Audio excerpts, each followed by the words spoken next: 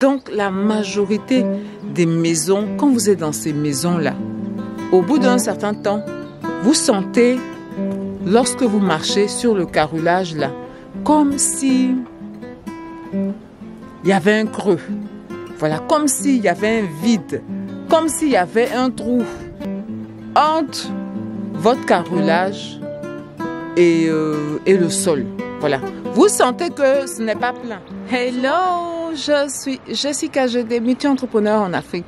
Je suis dans la restauration, dans l'immobilier, dans l'agroalimentaire et dans l'esthétique. Je vis entre l'Afrique et l'Europe et ici vous êtes sur ma chaîne où on parle d'entrepreneuriat, d'immobilier et d'investissement. Ce sont les thématiques qui vous intéressent. Je vais vous demander quelques petites choses.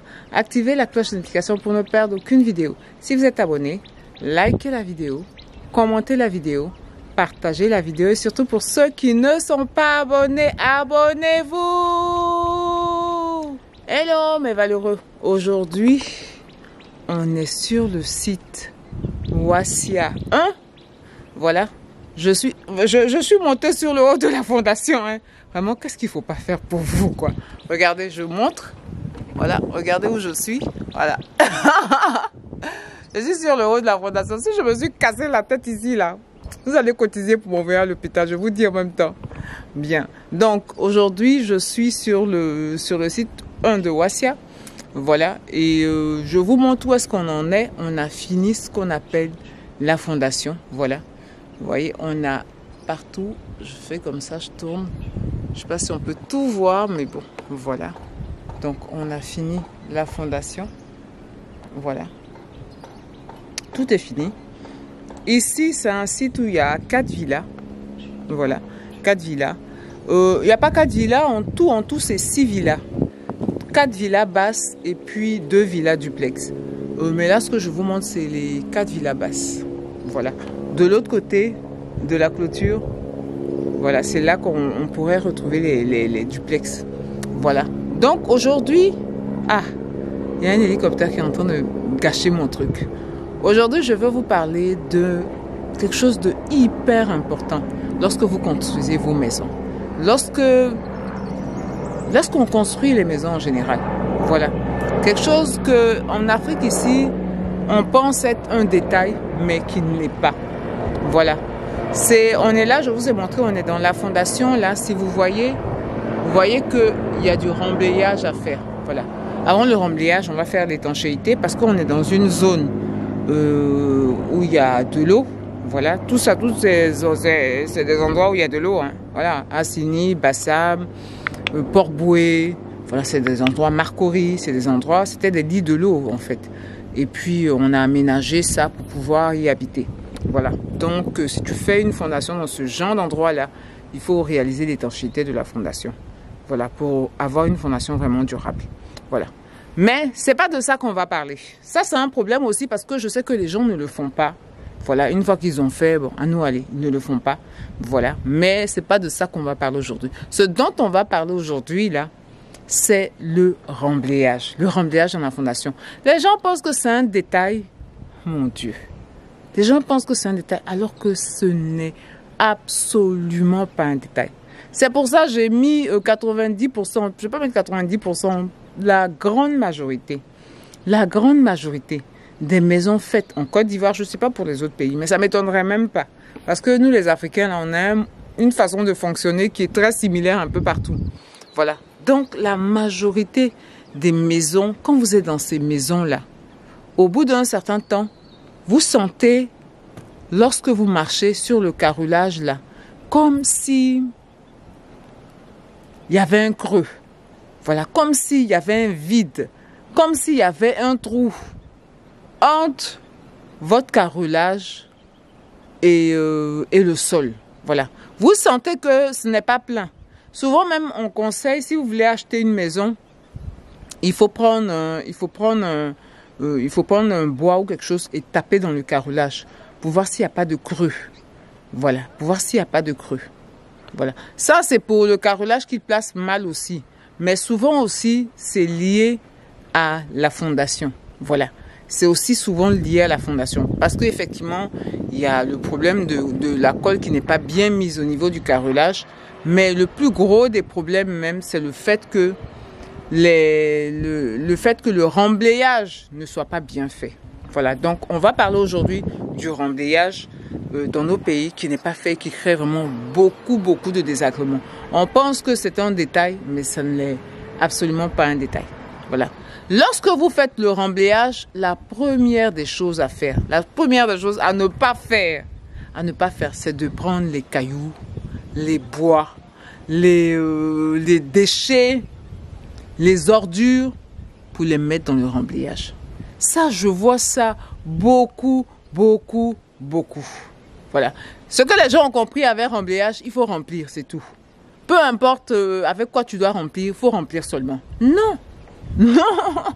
Tous les remblayages ne se valent pas. Tous les remplissages ne se valent pas. Donc, tu ne peux pas remplir avec tout ce que tu veux, tout ce qui te passe à la tête, les vêtements usagés, les couches, les trucs, tu remplis les ordures. Ton remblayage, là, c'est des ordures. Voilà, c'est une décharge. Non. Pour pouvoir faire un bon remblayage, il faut impérativement éviter tout ce qui est déchets, que ce soit des déchets organiques, que ce soit des déchets matériaux. Voilà, je ne sais pas si on dit matériaux ou matériels, mais bref. Il faut éviter tout ça. Voilà, il faut éviter ça. Ça, c'est la première des choses.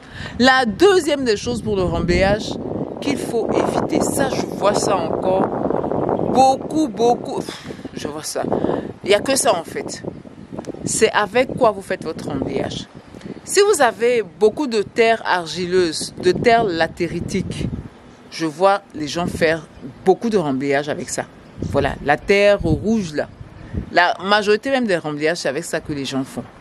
Le problème avec ce type de remblayage là, c'est que même quand vous damez, voilà, et puis on dame avec des outils traditionnels, hein, donc le bois, qu'on tape, voilà. Même quand vous damez, vous n'avez pas la possibilité de le damer pour l'empacter, pour le compresser au maximum. Voilà. Vous n'avez pas. Et puis, la manière même dont ils le font, ouais, c'est pas étonnant. Voilà. Donc, le problème avec la terre rouge, avec voilà, tous ces trucs qu'ils utilisent là, c'est que, en fait, lorsqu'il pleut, la pluie a tendance à justement compacter cette terre là.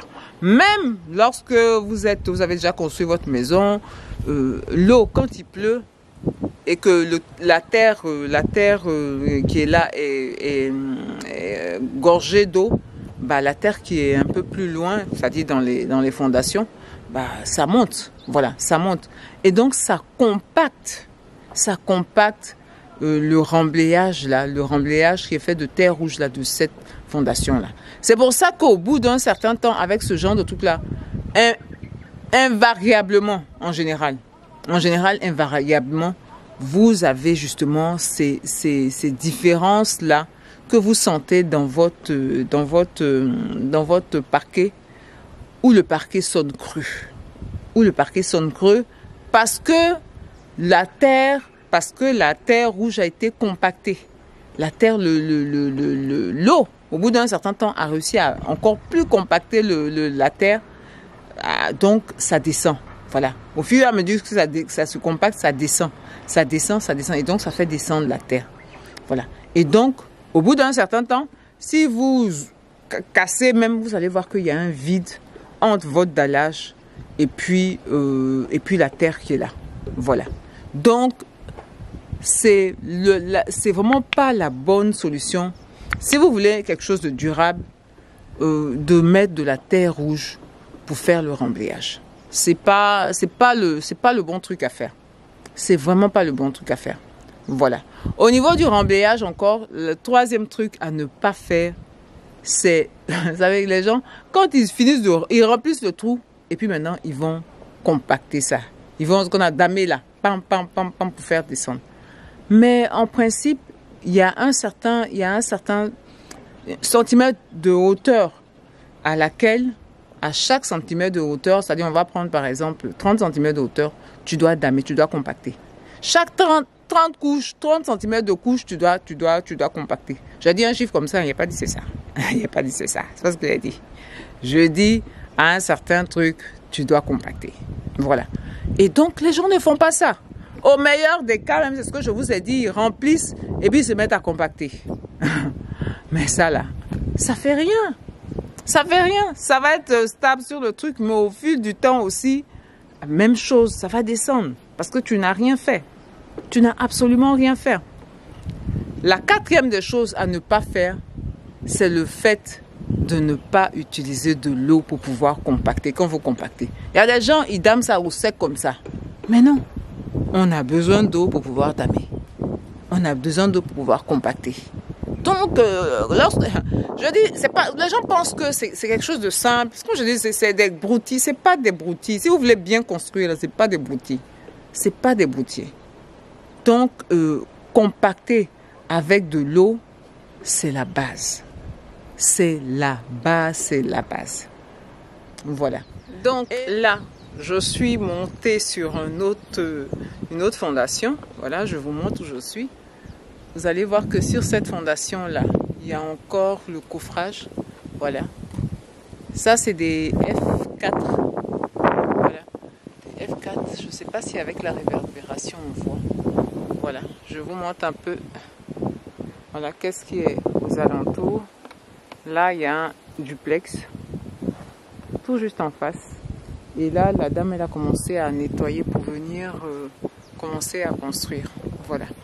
Donc, on est toujours sur mon histoire de remblayage de la fondation. Là, je vous ai expliqué les différents points, on va dire, saignants.